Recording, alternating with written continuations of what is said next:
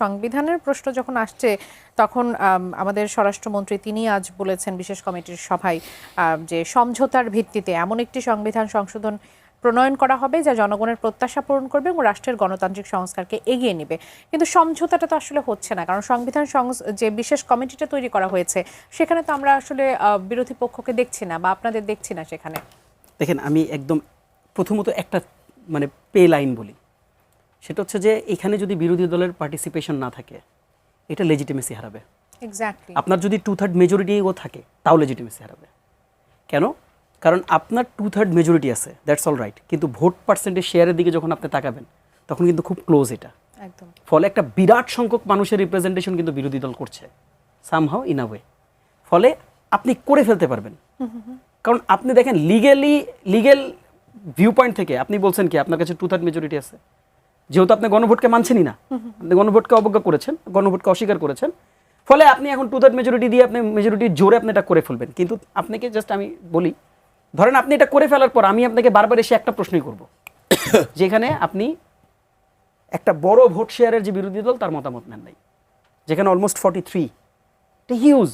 একদম। ফলে আপনি এটা লেজিটিমেসি পাবেন না। এখন লেজিটিমেসি কি অলওয়েজ লিগ্যাল বাইন্ডিংসে হয় না, লেজিটিমেসি অনেক সময় আপনার ইথিক্যাল হয়, সোশ্যাল হয়। হ্যাঁ, দেয়ার আর মেনি কম্পোনেন্টস। ফলে এটা হচ্ছে একটা দিক। দ্বিতীয় দিকটা দেখেন, আমি খুবই গুরুত্বপূর্ণ, এই আলোচনাটা আমরা বারবার করেছি, যে দেখেন বিএনপি যে অবস্থানটা স্পেশালি 12ই ফেব্রুয়ারি নির্বাচনের পর নিল, বিএনপি, আমি ব্যক্তিগতভাবে মনে করি বিএনপি এই অবস্থানটা না নিলে পারতেন। কোন ব্যাপারে? দেখেন আমি একটু ভেঙে বলি কি হলো। সংসদে দাঁড়ায় সবাই বলল, স্পেশালি সালাউদ্দিন আহমেদ যিনি এখন বর্তমান স্বরাষ্ট্রমন্ত্রী, তিনি দাঁড়ায় বললেন যে এই সরকার বা এই রাষ্ট্রপতি, একদম ধরে এই রাষ্ট্রপতি কোনো ধরনের আদেশ জারি করতে পারেন, এটা তার কোর্ট, তিনি এটা বলেছেন।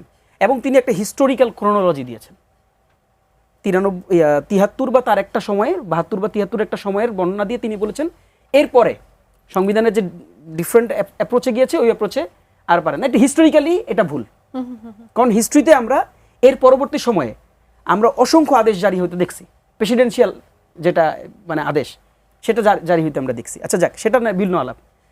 কিন্তু আপনি খেয়াল করে দেখেন, যখন জুলাই সনদ আদেশ দেওয়া হলো রাষ্ট্রপতির দ্বারা, আমরা কিন্তু না করেছিলাম, আপনার মনে থাকার কথা, আমরা বলেছিলাম রাষ্ট্রপতি আদেশ না, আদেশ দিতে হবে এটা ডক্টর মোহাম্মদ ইউনূসকে, দ্যাট মিনস ইন্টারিম গভর্নমেন্টকে দিতে হবে। সরকারই বলেছিল আদেশ রাষ্ট্রপতি দিবে, এটা আমরা বলিনি। এখন আমি আপনাকে একটু রিকল করে দিই, আপনি নিশ্চয়ই আপনি যদি একটু দেখেন, আমি ডেটটা বলে দিই, একেবারে বিএনপির অফিসিয়াল মানে আপনার অফিসিয়াল হচ্ছে যে সংবাদ সম্মেলনের ডেট, সেটা হচ্ছে 30 অক্টোবর 2015 সাল, 2025 সালের 30 অক্টোবর। এখন দেখেন, একটা হচ্ছে আমাদের টকশোর বক্তব্য বিবৃতি, আর একটা হচ্ছে সংবাদ সম্মেলন অফিসিয়াল স্টেটমেন্ট পাঠ করা হয় সেখানে। সেই বিবৃতিটা পাঠ করলেন কে পাঠ করলেন? আজকের দিনে যিনি স্থানীয় সরকার মন্ত্রী, দ্যাট মিনস বিএনপির মহাসচিব মির্জা ফখরুল ইসলাম আলমগীর, তিনি পাঠ করে বললেন, একেবারে সংবিধানের রেফারেন্স দিয়ে তিনি পাঠ করে বললেন যে এই আদেশ ইন্টারিম গভর্নমেন্ট অন্তর্বর্তীকালীন সরকার দিতে পারেন না, কিন্তু সংবিধানের একটা নির্দিষ্ট রেফারেন্স অনুযায়ী এই আদেশটা রাষ্ট্রপতি দিতে পারেন। কে বললেন? আমাকে কোন আদেশ? গণভোট আদেশ, জুলাই সনদ বাস্তবায়ন আদেশ। হ্যাঁ, বাস্তবায়ন আদেশ। হ্যাঁ, বাস্তবায়ন আদেশ। এখন আমার কাছে এটা ধরেন একেবারে ডকুমেন্টেড, কারণ ভিডিও তো রয়ে গেছে, ডকুমেন্টেড। এখন দেখেন, আপনি 30 তারিখ বললেন আদেশটা দিতে পারে, রাষ্ট্রপতি দিতে পারে। আদেশ ভুল বা রাইট সেই প্রসঙ্গে আমি আলোচনা করব না, আলোচনাটা হচ্ছে রাষ্ট্রপতি আদেশ দিতে পারে কি পারে না। তো মির্জা ফখরুল ইসলাম আলমগীর এটাকে জাস্টিফাই করতেছেন পারেন, এবং এটা উনি একক বক্তব্য না, কিন্তু তিনি তার পাশে যারা বসেছিলেন, সালাউদ্দিন আহমেদ বসেছিলেন, মঈন খান বসেছিলেন, তার স্থায়ী কমিটির লোকজন বসেছিলেন, এরকম একটা ভারী বৈঠকে তিনি এটাকে জাস্টিফাই করলেন পারেন, কিন্তু আপনি সংসদে গিয়ে বললেন এটা পারেন না।